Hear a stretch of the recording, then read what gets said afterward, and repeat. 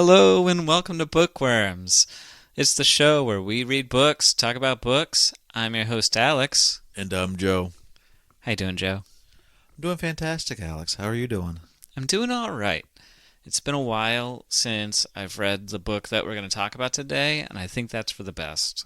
Yeah, you were pretty hot to trot on this book while we were reading it, and I was very confused. Oh, I guess I bought into the hype machine because this book was super hyped to me. Looking it up online when I was researching book choices, I wanted to do one that I hadn't read before. This one is highly rated. So reading it, I'm just like, I don't What you see where fell it's coming for, from. Alex, is the problem of reading a modern fantasy novel is just that it doesn't matter how good they say they are, they're all crap. Yeah, you might be right about that. At least the traditionally published ones. I mean, I read recently a really good independently published one, Between Two Fires. I have a really good book review on Goodreads, Medium, or Substack, whichever one you want to go to on that. You should go check it out. Links will be in the description or on our. Did I tell you, Alex? We have a tree link on our Instagram now. Oh no, you hadn't said Yeah. that. Yeah. So I got all the major places you'd want to find us on our tree link, and yeah, you can find us on Goodreads there. You can find my book reviews on those other sites I mentioned. You can find our podcast on different listening apps. Yeah, I was thinking about getting doing the was it Medium account because I've been spite reading as many of the Hugo Award-winning books from 2023 as I could because we read Some Desperate Glory, or 2024 as I could because we read Some Desperate Glory, and I want to prove to myself that every other book was better than that book. So far I've read two, and I am still correct. Yeah. I've been listening to you, and yeah, it's been quite interesting to hear your thoughts on those. Yeah. Yeah, the Adventures of Amina El-Sarafi should have won. That one's so good. Is it? Oh yeah, it's great. It was a great book. Yeah. Did you listen to it, or you get a physical copy? I listened to it. Okay. I did a little bit of reading, like with the book when I had the chance, because I had a copy of it from the library. But yeah, it was mostly audiobook. Working with the dogs, I can just throw an audiobook around while I take care of them and do that. You read the physical copy of this book, though, didn't you? So I you did. have a physical copy of it. Yes, I wanted to read this one book in hand, as it were. And what was this book, Alex? Ah, yes, this is we. I wish we were talking about the Adventures of Amina El-Sarafi, but Maybe that'll be season 3. possibly. I'm still making my final selections. We read The Poppy War by R.F. Kuang, Yep. and reading this like poplet, I'm starting to realize that The warning signs were there. probably since like when this book came out, what in like 2018, there's been a very similar theme and very similar writing style in a lot of these high fantasy sci-fi style books with like a young pissed off female protagonist and just really bad writing.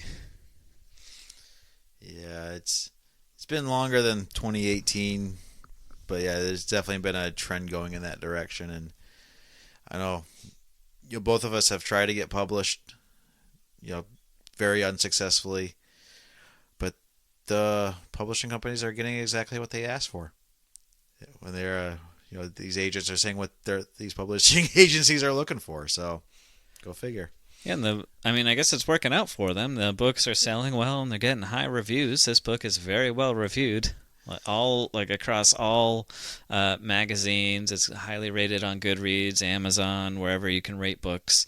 It's what would really disturb beloved. me is if this book, how we talk about some of these books that we found that were older books that were popular in the day, but they've completely disappeared. But we've read them. We're like, these are amazing books. Yeah, like Facing the Frost. Yeah, or the Greatest Thing Since Sliced Bread. Yeah, that one was great. This, I hope, does not go the other way where, because it was so popular when it first came out, it just sticks in the lexicon of, oh, this is one of the greatest fantasy novels of all time. And I think my biggest disappointment was the potential of this book because it's a war book. It does have potential. I Yeah, will give it it's that. got great ideas and it's got this rich, like, it's a fantasy book that's based on real history, and it's like all these great ideas and great concepts and great themes that R.F. Kuang plays with, and it's very maturely done. And I don't know, I just was wildly underwhelmed. I don't know if it was overhyped or what, but I think even if I had just like picked it off the shelf and read it, I would have been like, okay, well, that was a book. Put it away and read something different. If you had read it when you were 18, 19 years old, would your opinion have been different? I mean, it's possible. I mean, I think there's enough sex and violence in the book to kind of keep me going, but it's. You don't think it would have been memorable still, though? I don't think so. I think I would have been like, oh yeah, I read that one. I remember liking it. It's like one of those kind of books. Yeah. So I know we're jumping ahead of here, but I kind of compared it to. You remember those Feist books that our other brother had me reading for a while? Like Shadow of a Demon King. Yeah, it kind of I put it on that level of fantasy where there's potential there, but the author just doesn't know how to execute and actually write certain kinds of scenes. So yeah, I can see that. Like those books weren't bad, but they definitely got lost in the mire somewhere along the line. well, like for me, the worst thing about those books was the battle scenes because clearly the author had no clue how a medieval battle actually works or how to write one. In this book, the author clearly has no idea how she wants her battles to be, whether they are medieval battles or modern battles, or how to write either, because she tries doing both, often at the same time. Yeah, I think like it's a medieval fantasy China setting, but she's basing it off of World War II era wartime, so it's kind of this weird intermixed feelings of what's going on here. I'll save my comment for later. I was about to throw in a random comment, but I'll save it for later. I have a whole rant. Okay. I have a few rants, but that's a good one. So remind me. All right. But yeah, this is R.F. Kuang's debut novel. She's I don't know much about her. Like I did a little bit of like I Wikipedia'd her. She's like this child prodigy, very gifted person. Like she was teaching university at age 19, took a gap year and wrote this book. This is her first book ever, and it like just upon writing it garnered huge amounts of interest from publishing companies and established this bidding war, and it came out as a bestseller and immediately launched her into literary stardom. I was reading some comments on Goodreads. Apparently, the Chinese audience is like, yep, another typical Chinese American that doesn't understand any actual Chinese history. Oh, really? Yeah. Nice. So they know the surface details, but that is it. So I thought that was great. kind of interesting. Yeah, I should have read more reviews because I don't know. I like finding the reviews that match my reviews and like bringing them in. I didn't do that for this one. I was just kind of like, after 500 pages of meh, I was like, I'm not doing any more with this. So why don't you read the back of the cover there? Peasant, student, soldier, goddess. When war orphan Rin aced the Keiju, the empire-wide test to find the most talented youth to learn at the academies, she surprised everyone, test officials, the guardians who wanted to marry her off and further their criminal enterprise, and even herself. But being a dark-skinned peasant girl from the south is not easy at the Synagogue, the most elite military school in Nikan.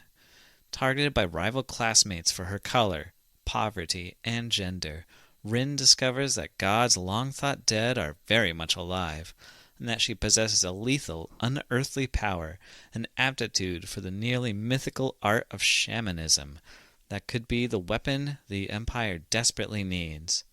While Nikkara is at peace, its enemy and former occupiers, the Federation of Mujin, bides its time, and a third Poppy War is just a spark away. Rin's shamanic powers may be the only way to save her people, yet she discovers more about the god that has chosen her, the vengeful phoenix, She fears that winning the war may cost her humanity, and it may already be too late. So if you couldn't tell from the back of this book, there's a lot going on in this book. Yeah, there is a lot. I was And that doesn't even cover everything she tries to cover. Yeah, I was kind of equating this book to Full Metal Jacket when I read it. Not on like terms of quality, but like you got two very clear parts, and one is way better than the other. Because like Full Metal Jacket's well known for its boot camp scene, but there's a whole second half to that movie that nobody likes. And this one, the boot camp scene is unbearable to read, and it gets way better in the second half. Still not great. I wouldn't go that far. It doesn't get way better. I mean, there's improvements, but it was still a bear. Yeah, definitely. The second half is way easier to read than the first half. First half is like did read quicker. racist. Yeah, so this book starts off with about between 20 and 40 pages of backstory, info dump. Yep, we learn all about Rin. She's 14 at the start of the book. Unknown, Roughly. but Early no, teens.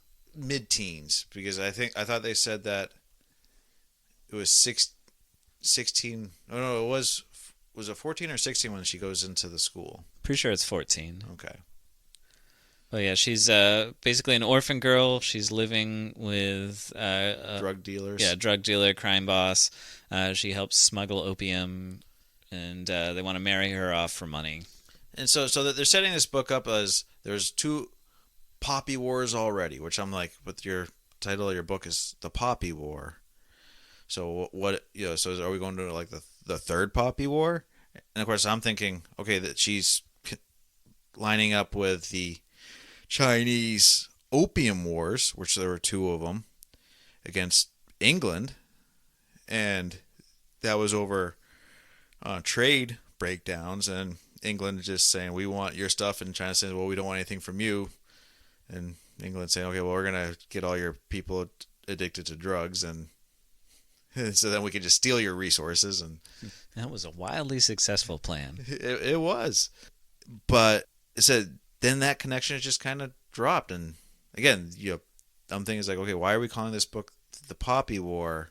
Other than, so they set up this huge thing where she's working for these drug dealer warlords in this small village. And she's like, she sees all these people addicted to this really bad drug and says, I will never touch drugs in my life. She gets to school and she immediately starts doing drugs. And yeah, it's a very long first chapter of just she's got to study for the Nikan because she wants to try it and try and get out of this terrible situation she's in, and she's got to like blackmail her quote unquote like foster parents to try and get them to let her go do that. And lo and behold, this test, she gets a perfect score on it, which is unheard of for someone living in her region. And the way she studies is everything that you're never supposed to do to study, which is basically refusing to sleep or eat and just sitting there grinding out, reading every single book you possibly can and memorizing it. Yeah, she crams for like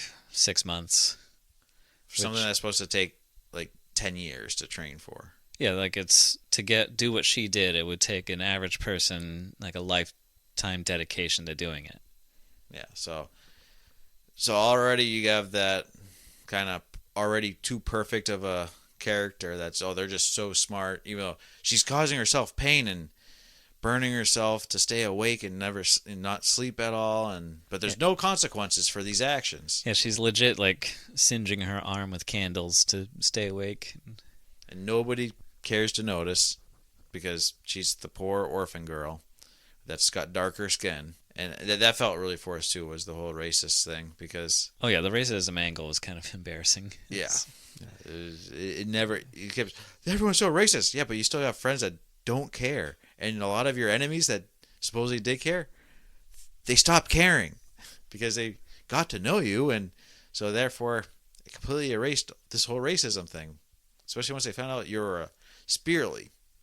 Yeah, and it was so forced. Also, when she gets to the synagogue, the military school, Like it's just like you had all these characters that you just introduced, and they're essentially all just like this is racist character one, racist character two. Like there's no like this is a problem that plagues the entire novel is there's very little character development and really any of the characters aside from Rin and like Alton. Everyone else is just kind of a caricature of a character. Yeah, and they're just throwing so many characters at you that you don't need to learn their names. You only hear from them once or twice. There was like the when she's getting the tour, I was very confused because their tour guide is talking to another student, but then all of a sudden it just I started confusing, the tour guide and this other student because she started fighting one of them, and it didn't make any sense. And then so the whole thing just felt garbled, and it's like, and again, we're talking about she's going to the most elite military academy in the country, where these are the smartest of the smartest people in the whole country, all 12 provinces, and these are all sons of chieftains and warlords and daughters of ministers of finance and whatever. And they're the smartest, most athletic people you would ever imagine seeing, and they learn nothing. And they got the worst teachers for teaching, like that Jun. He doesn't actually teach them to fight in a war. He's just teaching them just standard martial arts. And it's like you are literally training them to become officers in your military. Yeah, like when they do the battle, like the combat training or competition at the end, like Rin's training for that was doing a bunch of drugs with Jiang, and she beat the shit out of all of them. It was like, Yeah, it just the building up to it it was like I said, just long and kind of pointless. yeah, the only characters of any really import that you learn about are besides Rin are Alton, Nisa, and Kite. And Kite is not really that important either. I'm assuming he probably comes in towards like the sequel. He comes in later books, I think. But so you have Altan, Kite, and who's Neza. Neza, and you immediately start worrying. Okay, we're gonna have some sort of love triangle or lovers to haters or something to bring in that romance aspect that a lot of readers are dying for now for romanticy. Yeah, there's a little bit of it, but thank God she doesn't actually like, go down that road. Yes. That rude road. That root road. I was thankful for it too, but at the same time, every time it felt like it was going to go that way, the way she avoided it felt amateur. Yeah, because like I don't know, she wanted to establish that Rin is very thirsty for Alton, but it's because like Alton's got that like dark mysteriousness to him, and he's like angry, and he's a really good fighter, and he doesn't really communicate with anybody. Rin, she's not a good person. Oh no, she's terrible. Because all she cares about is more power, so she can be more powerful than anybody else. Yeah, and she wants power for power's sake. Yeah, that's a theme in the book too. It's just power and abuse of power, and it's kind of like that phrase like power corrupts, absolute power corrupts absolutely. So like the stronger the characters become, often they become evil and like much worse than you would have expected. And that's like why her master Jiang is big into like do not use your like I'm gonna train you how to use your powers, but never use your powers. See, I thought with Jiang we were gonna go in a completely different direction, and she just completely ruined him by the end of the book, where she made him to a total kind of a bitch.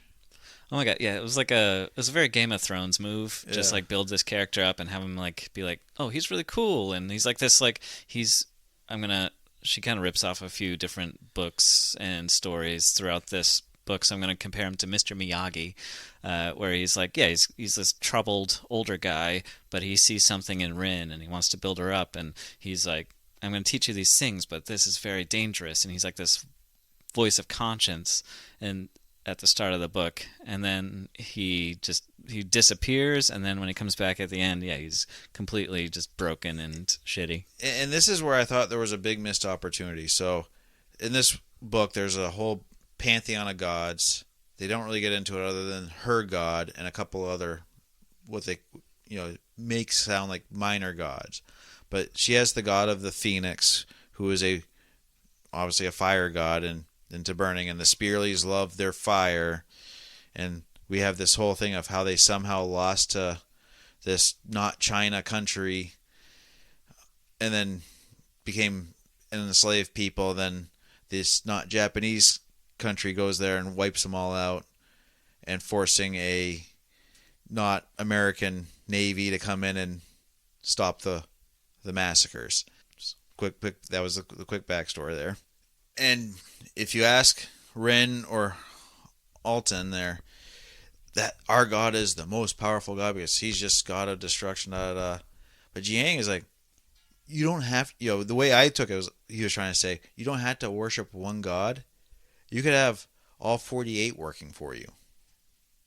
And you can do it in a way where instead of becoming a puppet of one of these gods and go mad, you can actually negotiate with all 48. And yeah, sometimes you have to give up a lot. Sometimes you could gain a lot, making these deals. But you can actually work with these gods and not just be tied to one.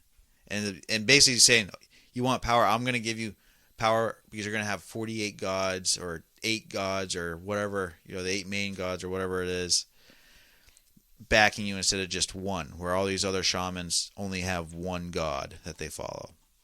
And we find out Jiang, they try to, the author tries to hide it as long as possible. It's pretty obvious. He's one of the main heroes from the previous wars. He's the gatekeeper.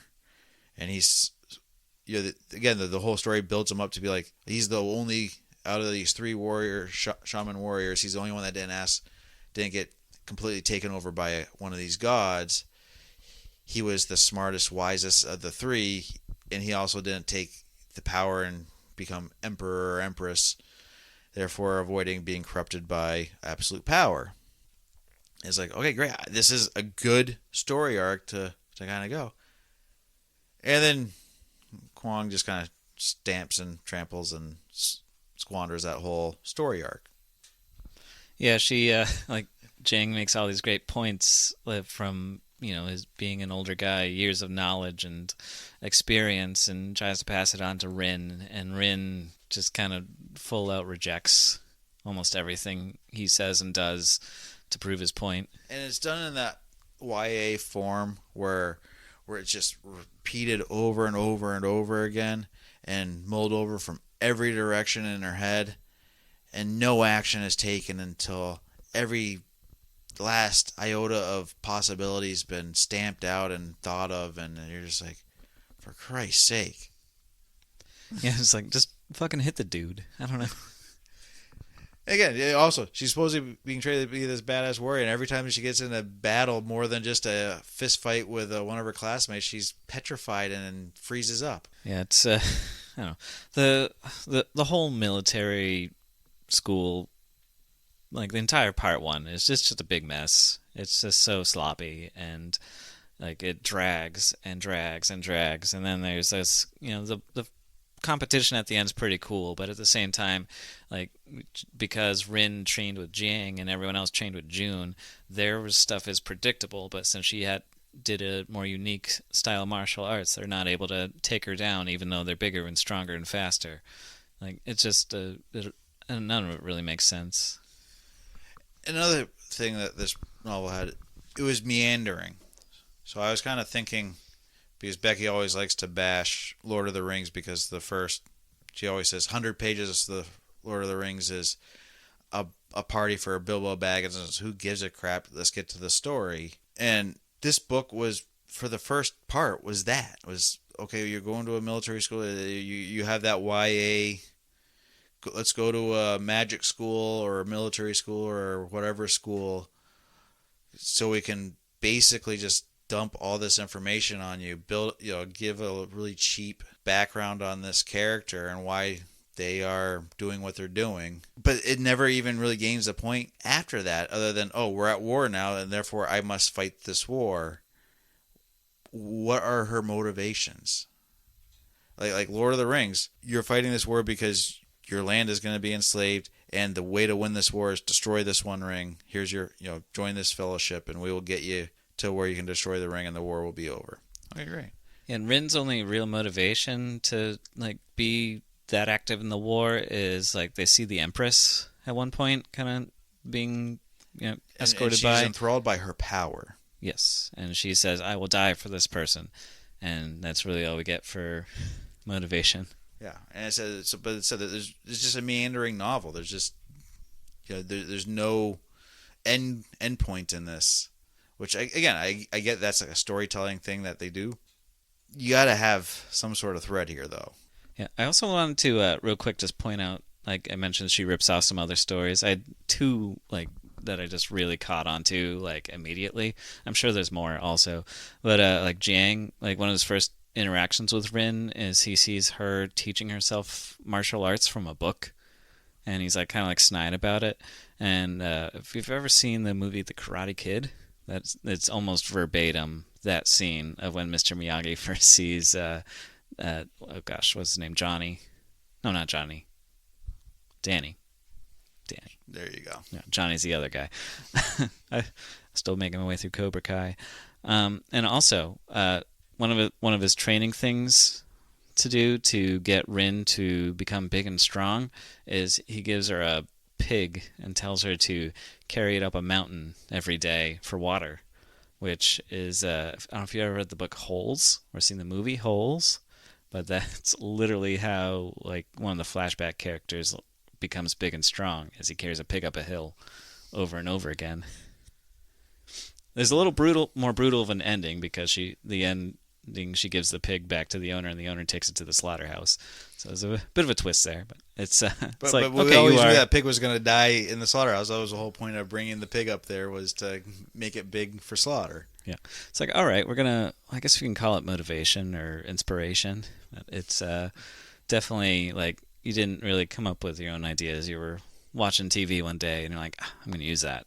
And basically, a lot of the characters are written as really stupid. Like Jun, you find out as you learn a little bit of his backstory, was a commander in the last Poppy War for one of the major tribes. Yet his military tactics are basically sit there and do nothing because we might piss off the enemy. You were one of the leading guys for fighting the last war and leading troops.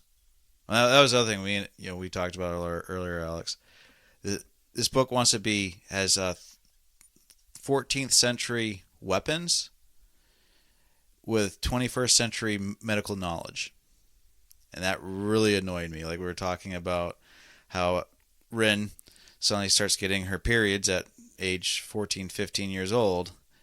No clue that this was going to happen, even though she lived on the streets of a poor village where she should have ran into somewhere. She worked for a pharmaceutical. Her adopted parents were, as their cover job was running a pharmacy. So that, again, it's something that's like, you should have been able to connect some dots here. Even if they are pieces of crap that were raising you, you're supposedly super smart. You've got a perfect score on this test that's impossible to get a perfect score on.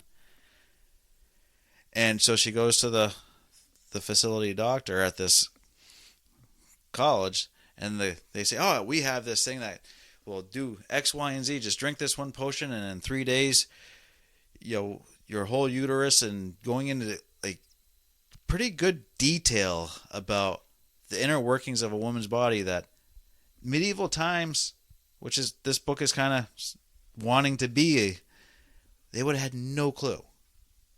No clue. Let alone had a potion that just did this without actual magic, but it's science, but it's just a magic potion. Yeah, and also just like the implications of just being like, you take this potion and absolutely destroy your uterus. Yeah, and of course I'm thinking, okay, so you have this girl that's already undersized, with our knowledge now of saying, hey, supposedly these guys' knowledge, hey, you're not gonna have kids, but you're not gonna have periods. You're not gonna have hormones to actually develop into a full woman. Well, we know what happens when, say, you snip off the balls of young boys and they become eunuchs. they don't develop, like into normal men. They get soft and kind of pudgy. Their voices never drop. There's a lot of other consequences to completely neutering somebody. And this is she's just like, yeah, she'll just be a normal teenage girl now, and just without any negative side effects to this. He's like, yeah, you're sick for 3 days, and then it's fine.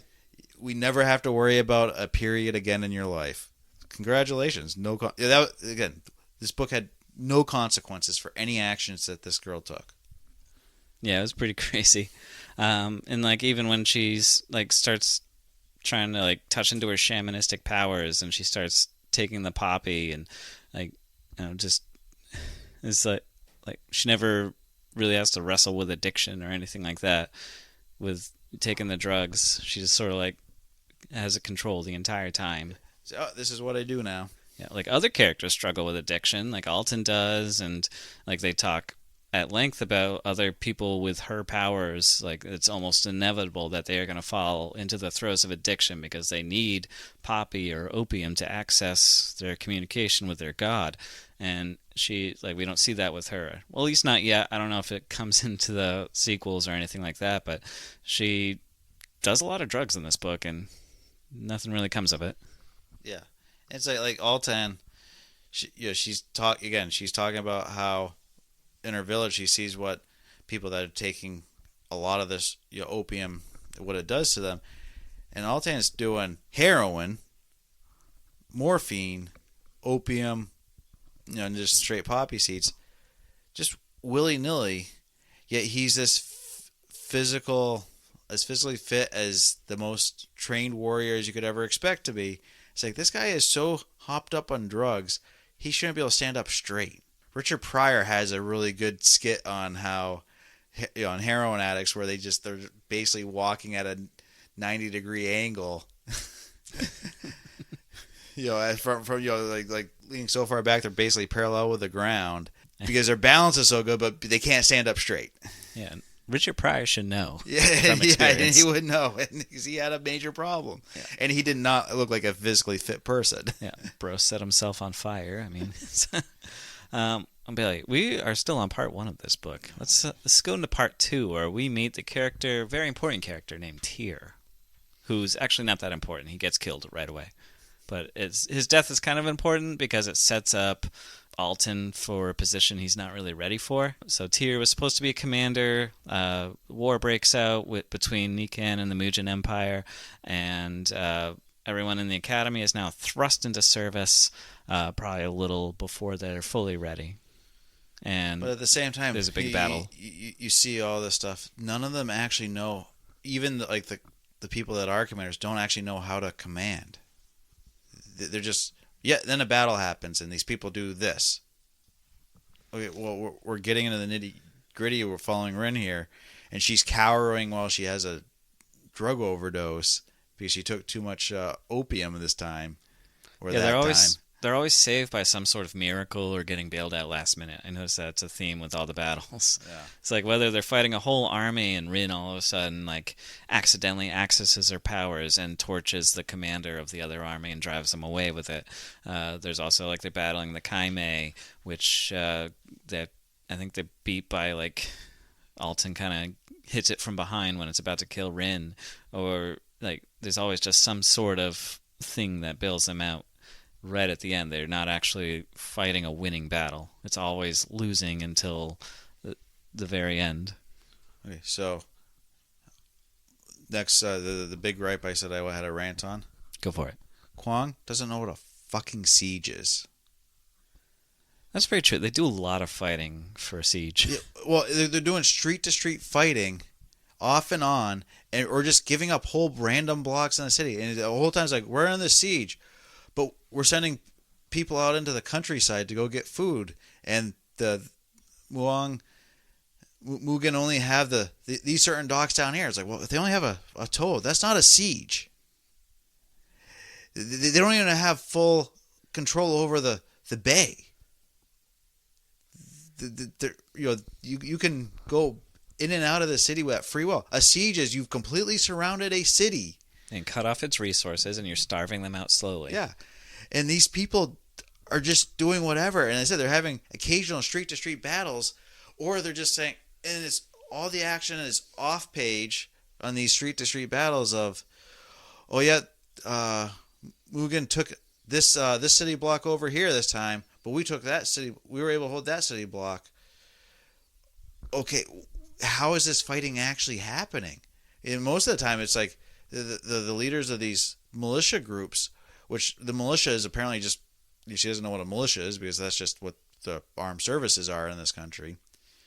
But they're just like, yeah, we don't want to piss the Mugens off too much because they could overpower us and just run us over right now if they wanted to.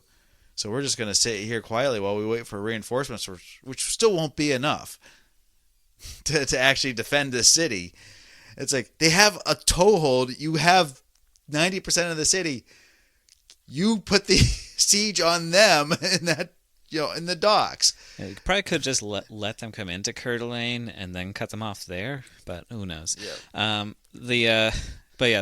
So Rin, the fighting is kind of stupid when you word it like that. So Rin is like that first battle scene. Jang, he summons a bunch of monsters and then disappears.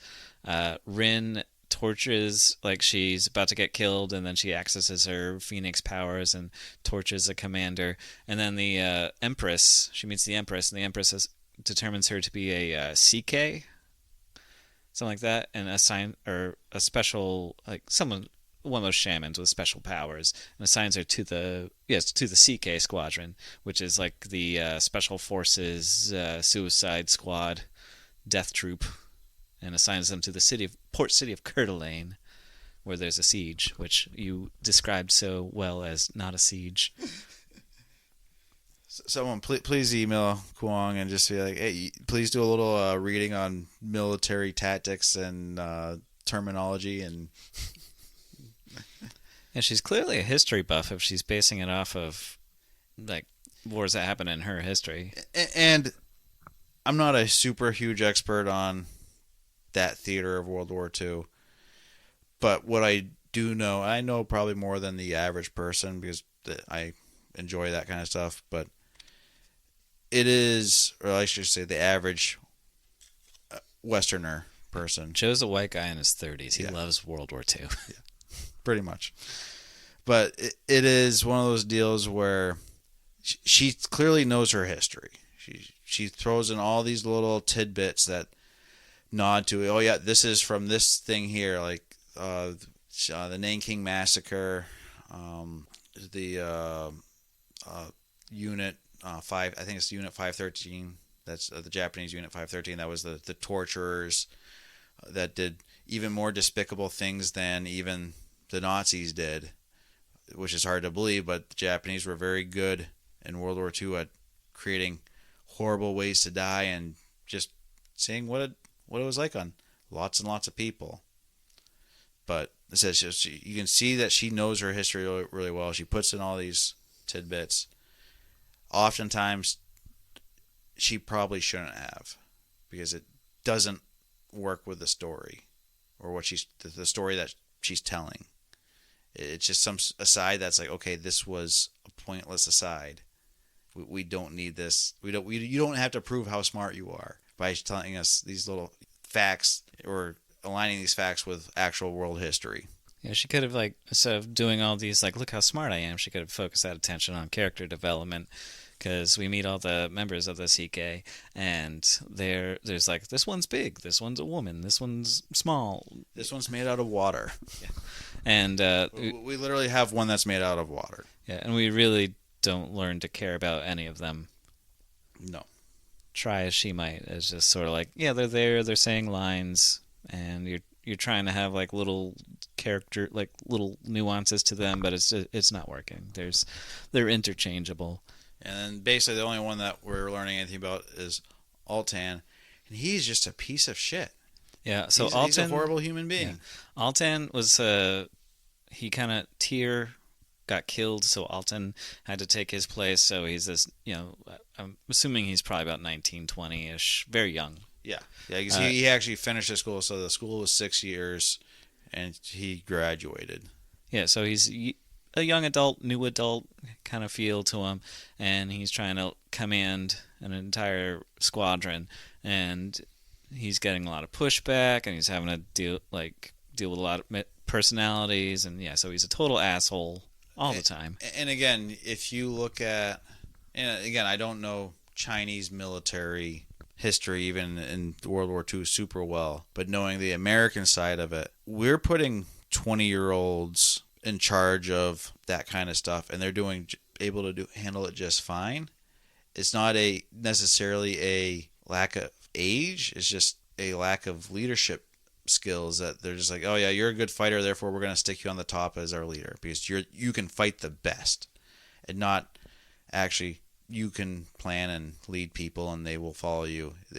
They follow you because you're the best, and she has no understanding about how good leadership actually works. Yeah, it's very like almost like an animalistic mindset, like, oh, the biggest, baddest gorilla is leader of the gorilla group, and it's just sort of like, yeah, Alton's the best fighter, so he's the leader. Yeah, he can fight the biggest guy even though he's not the biggest guy. And whereas like the first mission they go on is a clear indication of why he shouldn't be in a leadership position, because he falls for an enemy's feint and he ends up getting a lot of people killed.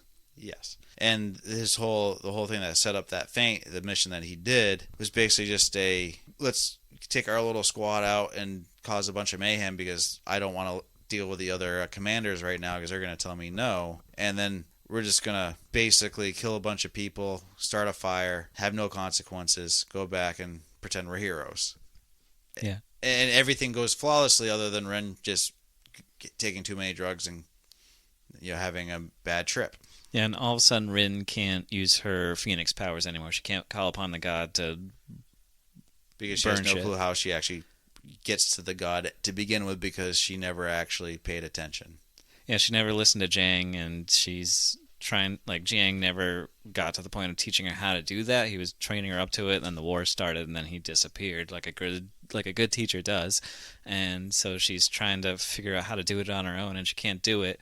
And she's getting pressure from all over to be able to do this because they need her to be able to cast fire in order to win battles. And she's just sort of hundreds of pages of, I can't do it, I'm trying. And again, they need these guys to cast fire, but they also have 14th century Chinese rockets and gunpowder, and they have one of their little teammates there who's the quirky 12-year-old that likes to blow things up, because that's just a character all these books had to have, with unlimited access to saltpeter. Apparently he can make dung bombs and all these he MacGyvers all these different things, and it's like, okay, so you have as much munitions as you possibly need. You have a archer that can apparently shoot as fast as any 30 other archers. Why are what are the point of the spearleys other than just human torches? Yeah, and also, like, she's padding it out more by shoehorning in a subplot with Nisa, because like Nisa joins the CK, and or he wants to join the CK. He's like, well, yeah, he's part of a different battalion that's like camped with them, and he keeps trying, like, she starts giving him a redemptive arc. Yeah, she starts doing the enemies to lovers like kind of thing. He comes up to Rin and he's tapping his index fingers together. I'd be like, I'm sorry, Win. I'm sorry. I was so racist. That was so wrong of me. And there's like this whole like, should Rin talking about analyzing things from every single angle. Should Rin forgive him? Should she befriend him? And Alton's like, you should never forgive him. And then we discover he's a shaman too, but they've been hiding it because it's looked down upon among the royalty. And yeah, and then he dies, so it doesn't matter. Yeah, well, we think he dies because we thought he died at the school already. Yeah, so we thought he died once, and then there's this huge battle that they have to retreat from, and he gets caught in some crossfire, and Alton forces Rin to leave with him, and rather than saving he's using poison gas. Yeah. And so we see him about to die, but he kind of like dies off screen, so who knows? Yeah, so he probably doesn't die because it's like a soap opera. These people never truly die. Yeah. Even when you see him die on screen, don't believe it because something happened. They survived. Yeah, but yeah, they're in. They spend the bulk of part two in Coeur d'Alene, Yeah. trying to defend the port city from the Mugen Yeah, attack. but they're all of a sudden rapidly losing the city, even though they've been doing all these amazing feats of glory off and on. And then they And realize they didn't have to actually protect Coeur d'Alene at all. yeah. It was just Well, a what happens is they all of a sudden say, "Hey, let's capture one of these random soldiers, see what he knows for information." And guess what? They start torturing him, and he just spills the beans because, "Oh, you're Spearless. Oh, I can't lie to you. You'll burn me to death." It's like, okay, well, what's the difference if they took a knife to your balls or something? I mean, yeah. if you're going to talk that easy, you're going to talk. And apparently, this low-level soldier knew about a whole other army that was skirting around the city to strike at the capital. Yeah, so yeah, it was a Coeur d'Alene was just a front to just draw forces away from the capital of Gaul and Nice.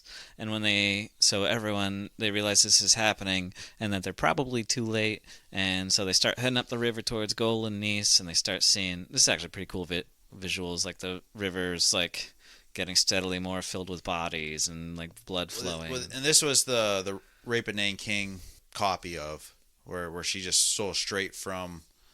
I think the book is called the Rape of Nanking. It's Yeah, the Nanking Massacre. the Nanking Massacre. But there's a author, a Chinese American author, who actually has a really sad story because her parents survived that and made it to America eventually, and she had never knew what was going on, but she started, somehow found out, did some research, and she wrote this really heart-wrenching book about this as the best known thing, where in Japan still tries to deny this any of this is true, but basically they torture and kill a whole city of people, innocent people, they surrendered. And this woman ends up going crazy because she becomes so obsessed with this, and she ends up committing suicide because she became so depressed. So it's a really tragic story. And so Kuang just basically rips off the whole thing into this and squeezes it into 75 pages. Yeah, and like I think it's a good part of the book because it kind of shows like the force that they're up against and what's really at stake here. So I thought the whole that section, like, yeah, it's deeply rooted in Chinese history, but it's actually pretty well done for the most part. It gets a little bogged down in the they spend way too much time trying to dispose of all the bodies in the city. And they find Kite again, so Yeah, Kitay's there. they can bring him back in, and that potential love interest. And Yeah, Kite is he's just useless. yeah. Like he's sort of important in part one because he's Rin's only friend, the only person who tries to befriend her. But it's he doesn't really do much other than like I think they're probably gonna set him up to be like the voice of reason because like Rin's slowly losing hold of her humanity as she's witnessing trauma after trauma and like communing with gods and getting more deeply involved with drugs. I think Kiday's, if I had to make a prediction for future books, he's going to be the person that helps pull her out of it. Yeah, so then Altan says we have to do a desperate measure and go to this prison in the middle of the country where all the other shamans that went crazy were locked up, and we have to free all of them so that we can just take over the world. And again, his whole reasoning of what he's going to do once he frees these people, how he's going to control them, is just, I can do that. I'll do this. I'll do it right. I can keep people from going crazy by their gods in my little squad one at a time, so I can just release thousands of these people and we can go. And then we start getting into this weird, all these people are actually immortal, they can't die, so it's every shaman that's ever gone too far in the history of the country. And it's like, so you're unlocking a bunch of immortals, and if Yeah, and most of them like have locked themselves away so that because they've lost control of their powers. yeah. And like I get that Golan Nice is like the catalyst that kind of sets off that desperation, and it's a desperate time calling for a desperate measure. But then you learn from the second in command there that was Altan's wanting and plan from the get-go, even before the whole thing. He thought it was wrong that they were locking them away. He just wanted her free because he said, I can help them gain control because I got perfect control over my powers, which he clearly doesn't because Yeah, we find out. he's so doped up all the time. Yeah, we find out that he's been hitting the opium pretty hard. He's a high functioning addict, but it's getting worse. And then that's kind of like the first time Rin just like flat out does opium. Is like she's with him and he's getting high, and so she takes the pipe and takes a hit with him. Yeah. They also find out that they are part of the same village that got massacred, so they're actually the last of their kind. Yeah, because she goes on one of those spirit trips. Yeah. And then so they go to this prison. They find Jiang. Yeah. He says, "Stop being stupid, stupid," and locks himself back up.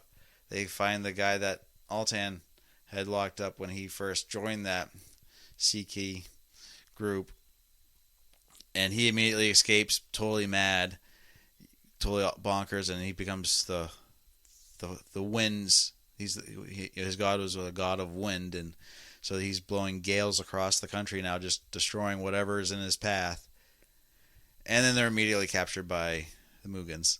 Yep, the Mugans capture them, torture them, and they also reveal, because you always want to tell people your plans, because there's no chance they can escape, they tell them that the Empress is actually working with them to conquer her own lands. Yeah. Basically, all of a sudden you discover this, and it was strongly hinted at that this was going to happen.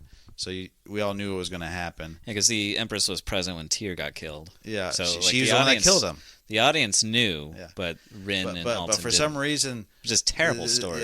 For some reason, this Empress is trying to destroy her own country with the help of her worst enemies that she had defeated the last time they came to invade, and the whole reason why she became Empress and gained all her power. So extremely unclear why she would be doing any of this. So they escape this prison.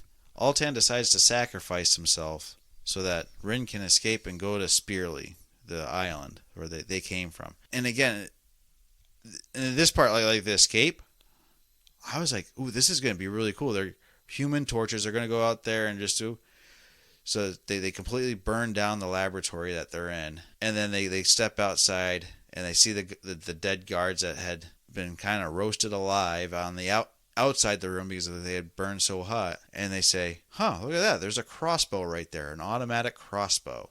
And I'm like, you are literally spewing flames out of you. What do you care about a crossbow? They have Rin pick it up, walk out, take like 5 shots from it before it runs out of ammo, and then go back to, okay, there's too many here. You have to go save yourself, and I'm gonna sacrifice myself. I was like, you were literally in your room burning the arrows that were being shot at you before they could hit you. You were burning so hot, so you were literally untouchable. You can charge into a group and just burn them alive on a 20-foot radius. It's like a game of Diablo when you're super, on God mode or something like that. Yeah, I kind of saw this as like Titanic. This is like her James Cameron moment when there was totally room on the door. Like Jack could have survived. Like, Altan didn't have to sacrifice himself to save Rin there. I think he just kind of had a death wish, and this was a moment where he could buy her time for her and the CK squadron that came to save them, give them time to escape. But he ultimately probably didn't have to do that. It was just like Altan needs to die so that Rin can kind of lose that last bit of touch with humanity and become this bastion of revenge and anger, because she's, like I said, she is steadily losing her humanity throughout the book, and I think just losing Altan's like the final stone in the wall that she kind of puts up around herself. Yeah, so Rin gets to the island of Spear and finds the altar for the Phoenix God, and has another trip with drugs to talk with the god. And she talks with the woman that had been blocking her, the spirit that had been blocking her was the Queen of Spear. The Queen of the Spears when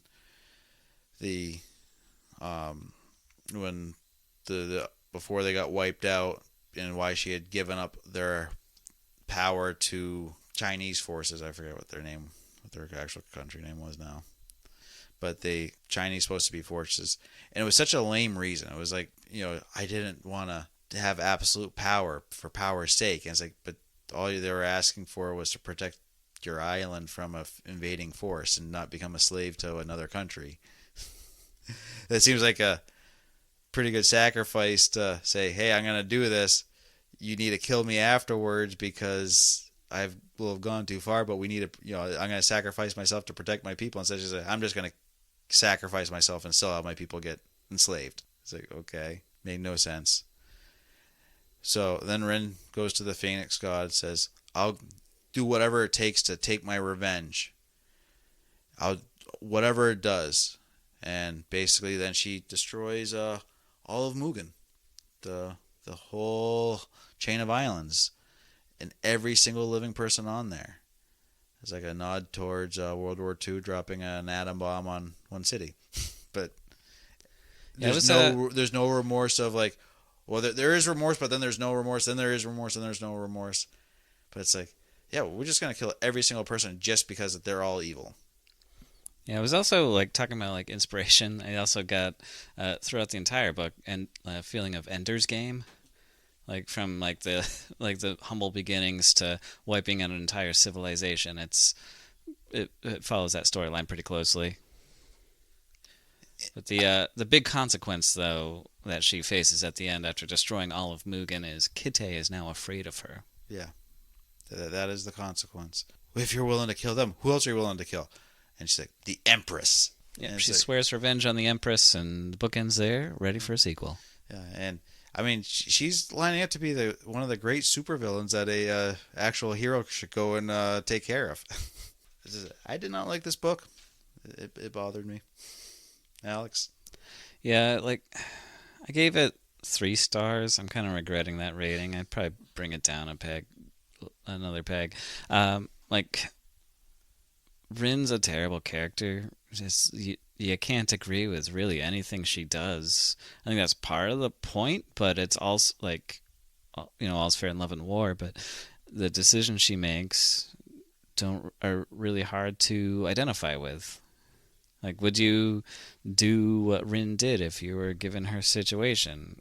Like, I don't feel like that's, like she can wrestle with those ideas and she can make mistakes, but she just gives in fully to the darkness, and that's kind of what we're trying to avoid here. And like the whole, like my saying, it's Kuang is equating like her destroying all of Mugen to dropping an atomic bomb, because basically it's a giant volcano goes up, it destroys them, and it's complete utter destruction. When we dropped the atomic bomb on Japan, it was mulled over and thought over by the smartest people, some of the smartest people in the world, saying, why would we do this versus something else?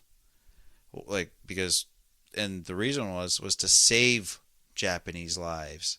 As weird as it sounds to us these days, if you read World War II history of that theater, we were having to go island to island, fighting every man, woman, and child, killing every single one of them because the Japanese government had them so terrified that we were monsters, and that's all we wanted to do was just completely wipe out the Japanese people. That they were so brainwashed they were going to fight down to the very last person. And to go into Japan, we were going to have to spend hundreds of thousands, if not millions, of American lives and Allied lives to literally commit genocide to end that war. Or we said we can show them that we have these new bombs that can literally wipe them out without us even having to set foot on their ground. And maybe the leadership will say, never mind, we surrender. We'll figure out a way to make peace. And as terrible as it was, it saved more lives than killed. This was just, I want revenge. They destroyed my people. The people you don't even like, because they're a bunch of racist pricks that enslaved your people that you just learned about. For a ruler, an empress that has betrayed your people. What is your revenge against? Killing a couple of your friends that you hated in school?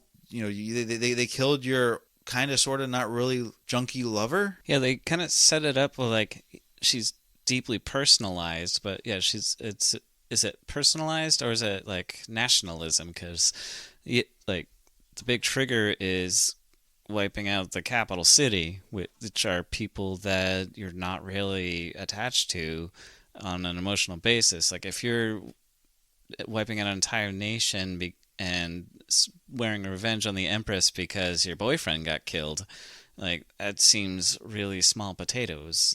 Like it's a weird kind of dichotomy of like what are her actual motivations for declaring revenge, because the only person that you really liked throughout the entirety of this book is still alive with Kite. Kite is the only, again, it's two-dimensional character, but the only character that actually has a moral or any sensibilities in this that you can tell. Everyone else either dies or are morons or drug addicts or just bad people. Yeah, and like maybe like out of like a morbid curiosity, I might check out the second book if I don't have to pay for it. But I don't know. It's just like I think this book was too ambitious, and she ended up biting off more than she could chew with it. And I think like even the good parts suffered because of it. Yeah, as we said, this book had amazing potential. Like you look into this and it's like, okay, I can see what you wanted to do, but the whole execution of it was just not there. I mean, she could have done a whole book series just on going to the military academy. She could have done a whole book series of with flashbacks to the military academy of the supposed siege of the port city or of the massacred city, or some smaller narrowed down aspect. Another problem that Kuang had, she did a lot of telling and no showing. It was Yeah, this was definitely written for. I think it's what's that emerging genre of new adult. It's not quite young adult. It's not adult, but like new, like the 17 to 21 age group. I think was the target audience for this. So it's definitely written down because there's books that cover a lot of like philosophical debates. I can't talk at all today. Philosophical debates with the brutality of war. Like I recently read Starship Troopers, and the book is not even half the length of this one. It covers literally everything talked about in this book and is much more concise and is an incredible read. It's a great book. But this one is I don't know, it's meandering and long and very weak. While I was reading this book, I also read another book called Marines, Crimson Worlds, and it's just a pure trash space marine science fiction war book, and it's about 200 pages, 230 pages long, and it's just action scene followed by action scene followed by action scene. And that book had a problem of a lot of telling and not showing, and just you going from one area to that next to the next, and not really going into any great detail with other characters because they were coming in and dying or going out so fast that all you really cared about was like two characters. But because of its brevity and its lack of introspection, it actually came off as a much better book. So even though it said it's one of those garbage reads that most 20 or 30 something year old or even teenage boys are gonna eat up and read because it's a pointless action. That's all it is. It's there's some, but they had the consequences. The Marine made had real penalties when he screwed up or when he succeeded. That there were actual building relationships. There was actually the couple other characters that actually get focused on and have actual story arcs and are built on and are more than two-dimensional. So in basically what this author did in 230 pages, Kuang couldn't do in 530 pages, and we got two more books to go in the series if you want to continue it. And it's just like, why? We're not the audience, Alex. We're not the audience. Yeah, I don't know. It's pop lit. I think I've read enough where I've seen it done better. Like I said, like I made references to a lot of other stories, some that are directly referenced and some where like the plot kind of follows closely what other people are doing, and like all of those are done better. Like Karate Kid's done better. Holes is done better. Ender's Game is done much better. It's all been done before, and it's all been done better. Yeah. So I got some questions for you, unless if you have some other final thoughts. No, I'm gonna I wish Goodreads did half stars, but 2.5 stars. I gave it 2 stars, but it was probably closer to 1.5 stars. But it wasn't like I. It's been close enough for reading Some Desperate Glory that I could not put it at that level. It was definitely way better than Some Desperate Glory. It was a similar writing style, which also like was it Court of Thorns and Roses, which I think my thing with Becky Yeah, should be up by now. Um, like that one's just writing style is very prevalent. Even I was talking about how good The Adventures of Amina al-Sarafi was, but it's also like just that very linear storytelling with a lot of exposition. And the Amina al-Sarafi book does that well, but it's never going to be. I think just writing this pop-lit style is never going to bump it up to, instant classic for me. So, what is your base knowledge of Chinese history, and did you make any of the connections with Kuang's world? And unfortunately, I'm not a huge history buff. Like I know certain things about this and that. However, I'm far from being an expert on Chinese history. Like that's a lot of history to cover. So I kind of just took what she knew at face value and didn't question it. Yeah, I know. Like I said, my knowledge is fairly basic, also, but I know like the medieval era that this was supposed to be set in originally with the 12 provinces. China had many times when the empire would break up into either 7 or 12 provinces, and it would be its weakened states because all the provinces were fighting each other. And so I got that sense of what she was trying to do there for medieval China.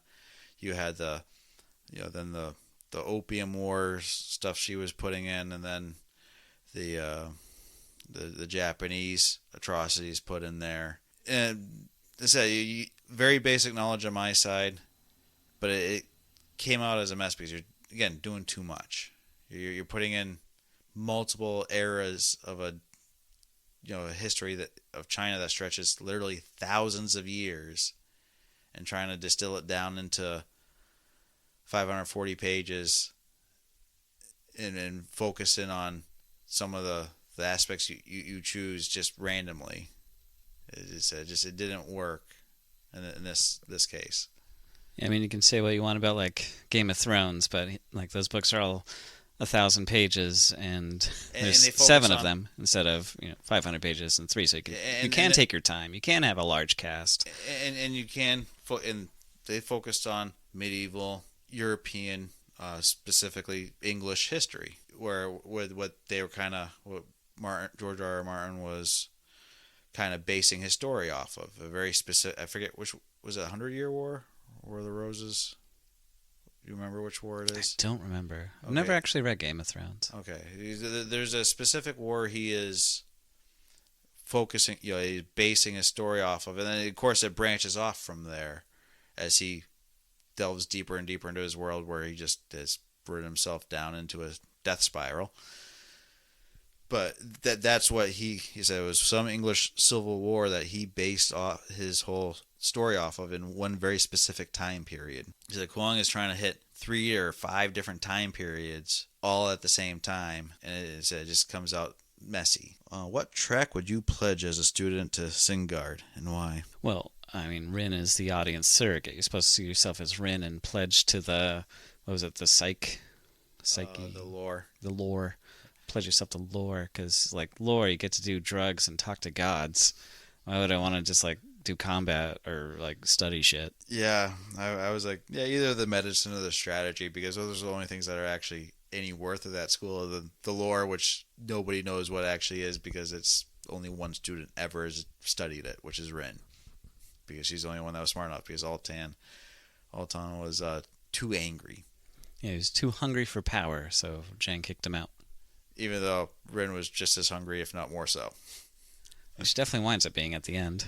She sides with Alton like every time. What is your relationship in this book, or what is your take on the relationships in this book? How did they add, subtract from the overall story? I mean, the characters just kind of come and go. There's like some brutality with it, like Nisa like having to get left behind to die.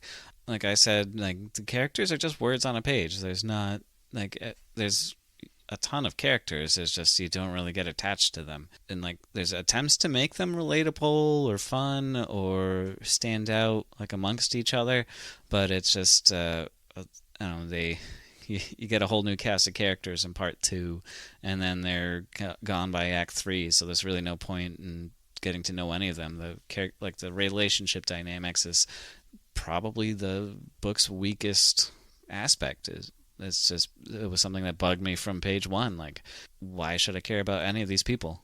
Who would you say has the most control in the book? How does control and power play together in this novel? I mean, I think we hit on that earlier when we talked about like the quest for power and how it corrupts people and turns them evil.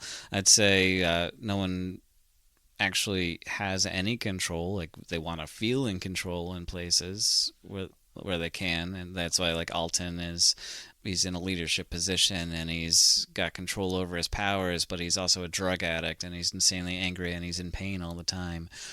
Rin is I think she starts in control, but the more power she gets, the less control she has. And you can look at Jiang, and like he loses control even once, and he locks himself away. So honestly, he probably has the most control because he yeah, has. Jiang was my kind of my saying he has the most control. And I thought when he supposedly loses control, I took that as it was a controlled letting go of control. Like when it originally happened, he says, "Hey, the city has fallen. We have lost. I have to give what few people time to retreat, so therefore I'm going to open up myself to the gods and the powers and do like what I thought they were going to go the route that they might go, where say, hey, I need to ask these three gods for favors and then destroy this half the city gets destroyed because of the gods." And it just is like, nope. He lost control and got scared and ran to his prison cell. Yeah, he almost like it was like a knowledgeable like, yeah, I'm giving up control for this brief moment, and I know I'm gonna have to pay penance for it. And he locked himself away. But again, they made him kind of into that bitch where I can't be trusted. Like, oh, it's like you are literally the gatekeeper. Your whole point was to being able to do what you did and unleash the powers and not lose control because you didn't give yourself away to just one god to take control over you. But again, that didn't seem to matter in the story. What are your thoughts on how Kuang writes about racism and colorism in this story? We kind of touched on that a little bit, where she just did a really hack job of it. Yeah, it's just kind of shoehorned in. And it's just like taking away from other characters by making them xenophobic, and that's really all there is to it.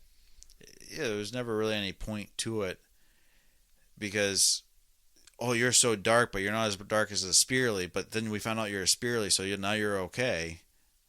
Say, well, how do any of these people know what Spearlys look like? Because they're all dead except for what they knew of Altan. But I don't know. Again, the whole racism thing, I took it more as it sounded more like classism at times because she's with literally the most powerful families in their country, and she's a peasant, a adopted peasant at that.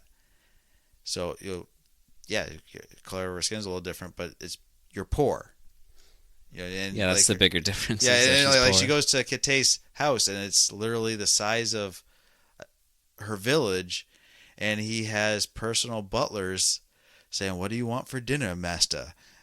and him acting like that's normal, and she like, oh, this is what it's like to live on the other side. Okay, but that never gets explored. That no, you're poor. You're a commoner, and you're hanging out with really wealthy people, and you worked.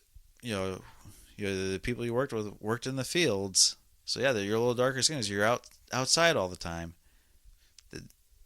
Yeah, no. It just didn't make sense. And again, she had people that like even like the girls she roomed with, they would hang out with her and talk with her. Yeah, one was a kind of a bitch, but they weren't like completely shunning her and hazing her and threatening to kill her if she didn't leave the school because she was the wrong color or the wrong wrong class or wrong anything. She's like, yeah, you're just that weird girl that's super smart. Okay, yeah, whatever. Stay away from the boys we're interested in. Yeah, pretty much. Do you agree with Tirza's decision, or with Rin obtaining the power from the Phoenix, even at its high cost? What would you have done? And Tirza was the leader of the Spearleys that gave up when they got enslaved by the Chinese ones. Chinese ones. Yeah, it's hard to say. I think obviously you're not supposed to fully agree with what Rin did. I think she didn't want to lose her country and even though she didn't really have a home there, like she didn't want to lose the place where she lived and she'd been trained to defend. So you can kind of see her point of view. You're not really supposed to fully agree with it because you're not supposed to be like, oh, let's wipe out an entire nation of people. So I don't think you're supposed to fully agree one way or the other with either one of them. I think it's just more like, oh, we're going to debate who did what parts right and kind of find within yourself what the right answer is. I wrote on that. Not enough information is given because really we don't understand why Tirza actually refused to take the power to defend her island. Just that she refused it, and then every time she tries to explain herself, Altan, who's the other shaman, that the spirit guide there, the second in command guy there, Rin or the Phoenix all tell her to stop talking and basically drive her away. So we never actually learn why she said, yeah, I'll let my people become enslaved versus destroying a whole nation through smoke and fire. So it says basically two extremes, and so we know Rin's reason, just petty revenge. Not really her motivation, but just her reason. I must have power for power's sake, but so we don't understand Tirza's other than it's just, well, if you don't take full power, then you die and your people become enslaved. Yeah, I think if I don't know, if I read the whole trilogy, maybe I'd come up with an answer, and after seeing how it plays out. But I'm with what we have now, I kind of reject that question. It's not. It's not yeah, enough information. yeah, it's not enough there. Okay, final thought-provoking question. As the fantasy genre has evolved and changed over the last century, what are some of the things you see as good changes, and what are some of the things that are hurting the genre? Where does this book fall in all of that? Honestly, I've read a lot of books lately that have all been medieval fantasy setting with like the female protagonist who has a lot of masculine qualities of, like physical strength and quick to anger, and it's just I think I need to take a break from it. It's kind of all running together, like between this and Akotar and Some Desperate Glory. It's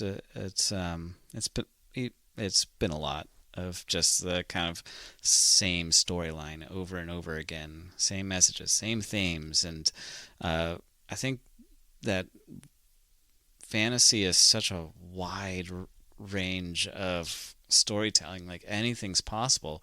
So to see it kind of like these populate style books kind of all getting pigeonholed into like one message and one storytelling style, it's kind of frustrating almost.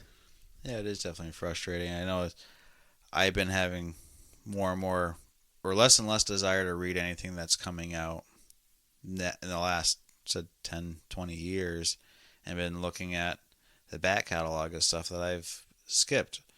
And I've also been looking more into figuring out how to find good independent authors that, finding ways to kind of find ways that are going to, so you're not just grabbing a random one that had no editing, no professional looking at it and saying, hey, you need to fix X, Y, and Z, and actually having grammar done correctly and all that stuff. Something that a traditional publisher typically has a better track record of than independent authors. But the independent author game is also changed radically in the last 5 years, and since thanks to companies like Amazon and others that have made it ever so easier for them to publish and make it cheaper to find editors and all that stuff. There's a lot of good stuff that's newer, that's not going to find at the bookstore necessarily. Oh yeah, I mean, if you wanted to read a really good piece of fantasy, I would recommend Paul Plimpton versus Ragnarok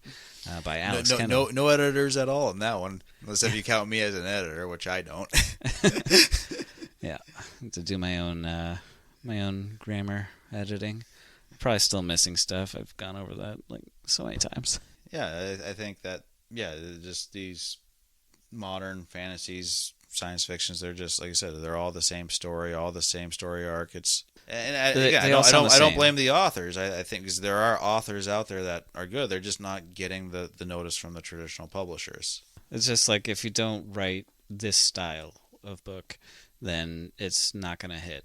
So I understand from a financial aspect and a business point, but it's kind of denying like truly creative people and authors that know how to tell a complete story. I guess, as a short-term profit gain, they say, hey, we can pump out these 30 stories in the next 10 years. They're all basically the same story, but we know that one hit, so they're all going to most of them are going to probably hit, versus finding truly unique stories, and out of those 30 stories, maybe 10 hit and find their audiences. It's good that there's thousands and thousands of new books come out, so it's even if the Poppy War or this the list of books that I keep coming back to that I've read recently, even if that's not your thing, there's other things to find. So I think it's also just there's good market saturation with if there's something you want to read, it's also a double-edged sword though, because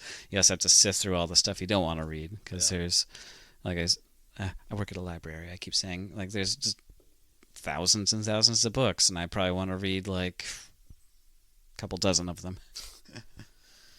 Okay, well, that's the Poppy War. It was more like the Poopy War. Oh. Womp, womp, womp, womp, womp, womp. So please let us know what you think about this book if you've read it, because again, this is a popular book, so I'm sure some of you listeners have already read it if you didn't read it along with us, and see if you have different opinions, and tell us all about those different opinions or same opinions in the comments. Yeah, sound off in the comments if you think we're being dumb. Yeah, so next month is my pick, and I am going into a completely different genre, so get cozy.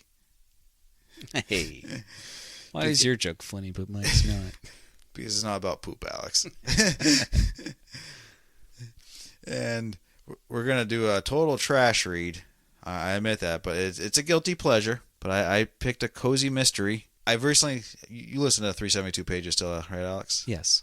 Have you listened to their cozy mystery? Like the Quilters one? The Quilters one? I've not listened to it. Oh, you're missing. That is a good series of episodes there. But apparently... I've discovered with that podcast, it's way better when you read the book. So I've only been listening to the episodes where I've read the book. Okay. Like Digital Fortress, so worth a read to listen to that podcast. No, I disagree with that. I read... No. Just no. Anyways, so apparently there's a major cozy verse out there, and this is one of the big traditional published ones, so it's going to be a little bit better quality than what the 372 page guys are reading. But as far as literature goes, this is just a garbage trash read that's just a guilty pleasure that you're going to enjoy. It's no Agatha Christie by any means. But what we're going to read is Death on Demand by Carolyn Hart. Carolyn Hart. Yeah, so definitely check it out. It's a lot shorter this month reading. It's only 200 pages instead of the 580 or whatever this book was, Alex. Felt like 580. I think it was like 520, but it's rough though. Yeah. So it'll be a quick read. It'll be an easy read. It'll be a fun read, and it'll be a quirky read. Yeah, who doesn't love a cozy mystery? Yeah. And we haven't done a cozy mystery. We've done some hard-edged mysteries, but having a cozy mystery, we can actually talk about what that is, and it's gonna be so much fun. Yeah. So looking forward to that, Alex, next month. Oh yeah. So remember, we post episodes on the 5th of every month. We also do bonus episodes on the 20th, as we said last month. Those will probably start becoming more and more like bonuses instead of just givens, because Alex is working 3 jobs. I went back to college. So our time is getting a lot busier.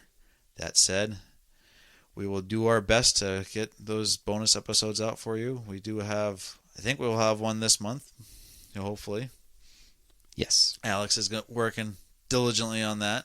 It should be done. Should be done. Okay.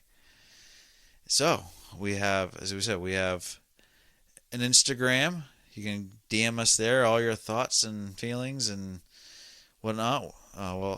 Thoughts and prayers. Thoughts and prayers. And we're on YouTube if you want to listen to us there.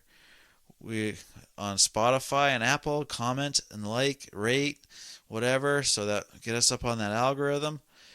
Word of mouth is the best way to get us out there too. So please tell all your friends, families, nemesis about our show and how much they will enjoy or hate it. Especially your nemesis.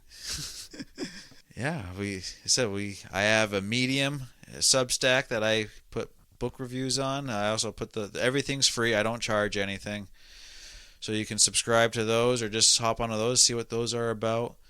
They're also all my reviews go on to Goodreads. So if you want to follow me there or Alex there, find our link tree on our Instagram page at Kendall Bookworms. Yeah. I think you got it all. I think I got it all in one breath. Nice. All right. Well, let's get out of this thing here. We've got a long episode for such a long book. You're in luck. This is the longest book that I chose, so everything else should be a little faster. Actually, From Hell might actually be longer. Yeah, but it's a graphic novel. Yeah. So. Oh, actually, spoilers. We're totally. We may or may not do. That'll be after. Yeah. Coming book. If you want to get ahead of time, start reading From Hell. But anyway, that was The Poppy War. Tune in next time for Death on Demand. Until next time, I'm Alex. And I'm Joe. And this has been Bookworms. Out.